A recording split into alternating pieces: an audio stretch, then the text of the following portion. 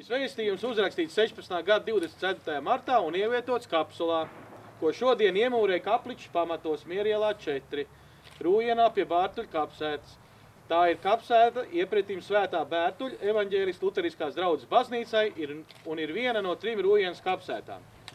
Šī celtne ir kā vārti, caur kuriem mūžībā pavadīs Rūjienas un arī blakus esošo novadu un tālākas apkaimes ļaudis, kas atstās aiz sevis šīs zemes gaitas, gan labus darbus, gan sārņus, gan graudus, gan sēnelas, bet katrs no viņiem ar savu esību būs veidojis Rūjienas šodienu un nākotni.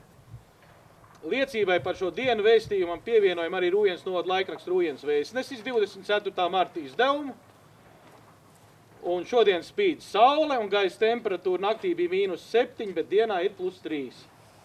Un svinīgajā kapsulas iemūrēšanā piedalās novada priekšsēdētājs Guntis Glatkins, izpilddirektors Ivo Virsis, būvuzraugs Romāns Basikirskis, Sijā Ekers īpašnieks Uldis Bošs un būvdarba vadītājs Jānis Zagorskis.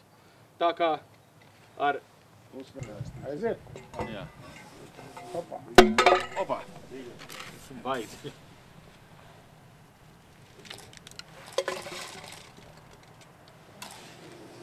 Trīs lietas, labas lietas. 3 Ko? labs, jā. Nu, tad tā, lai būs. Nu, lūdzu.